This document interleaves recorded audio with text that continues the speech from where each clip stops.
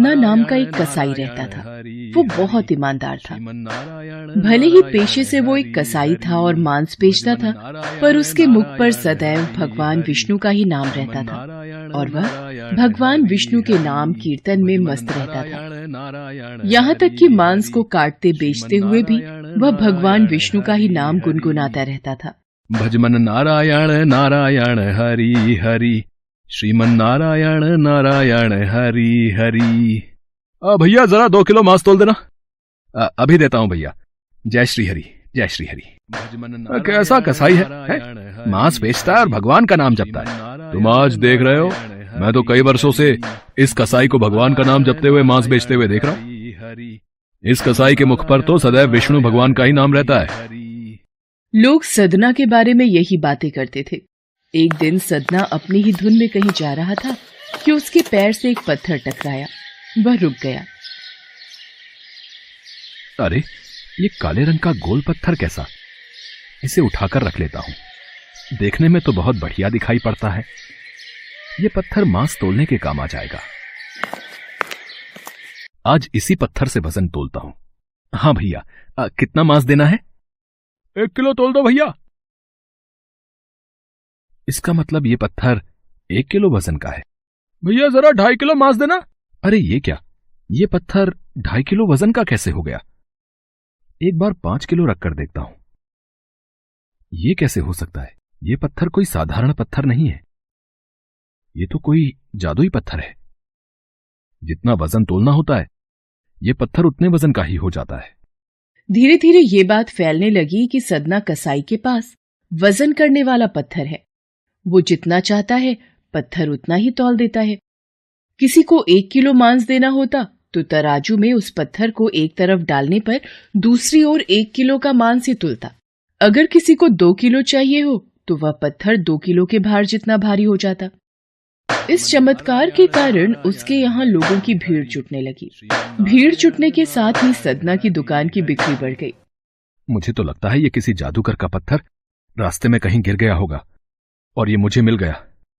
इस जादुई पत्थर के आ जाने से मेरी बिक्री और बढ़ गई है। जय श्री हरि, जय श्री हरि। एक दिन सदना की बात उस गांव के पंडित तक भी पहुंची। हालांकि वो ऐसी अशुद्ध जगह पर नहीं जाना चाहते थे जहां मांस कटता हो व बिकता हो, किंतु जब एक भक्त ने उन्हें उस पत्थर के बारे में बताया तो पंडित जी के मन में उस चमत्कारिक पत्थर को देखने की उत्सुकता जाग गई।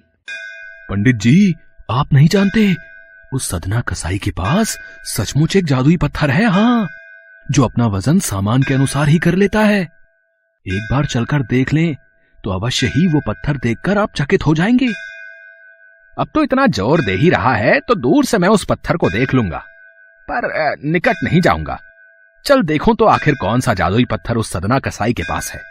भक्त की बात सुनकर पंडित जी उसके साथ सदना की दुकान के पास पहुंचे और दूर से खड़े होकर सदना कसाई को मीट तौलते देखने लगे। उन्होंने देखा कि कैसे वह पत्थर हर प्रकार के वजन को बराबर तौल रहा था। वो ध्यान से उस पत्थर पर दूर से नजरें गड़ाए रहे। अचानक पंडित जी के शरीर के रोएं खड़े हो गए। ये कैसे हो सकता है? ये पत्थर तो मुझे इस कसाई के पास जाकर बात करनी ही होगी। अब पंडित जी, आप और मुझ कसाई की दुकान पर मैं आश्चर्यचकित हूं।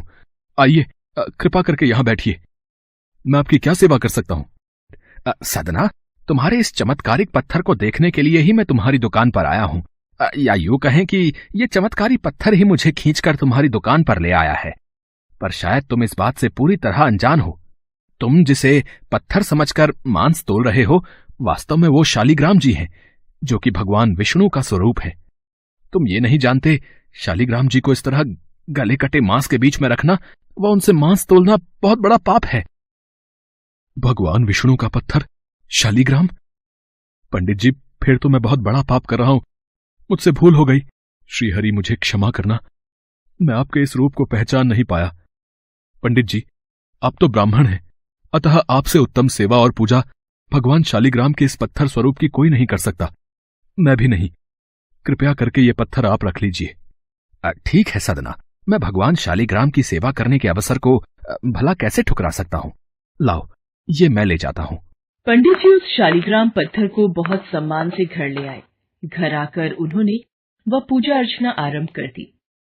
कुछ दिन ही बीते थे कि एक रात पंडित जी के स्वप्न में श्री शालिग्राम जी आए और बोले, हे ब्राह्मण, मैं तुम्हारी सेवाओं से प्रसन्न हूँ, किंतु तुम मुझे उसी कसाई के पास छोड़ाओ। हे प्रभु, क्या मुझसे आपकी पूजा अर्चना करने में कोई भूल हुई है? ब्राह्मण, तुम मेरी अर्चना पूजा करते हो, मुझे अच्छा लगता है, परंतु जो भक्त मेरे नाम का गुणगान कीर्तन करते रहते हैं, उनको मैं अपने आप को भी बेच देता हूँ। सदना तुम्हारी तरह मेरी पूजा अर्चना नहीं करता है, परंतु वो हर समय मेरा नाम गुनगुनाता रहता है, जो कि मुझे अच्छा लगता है।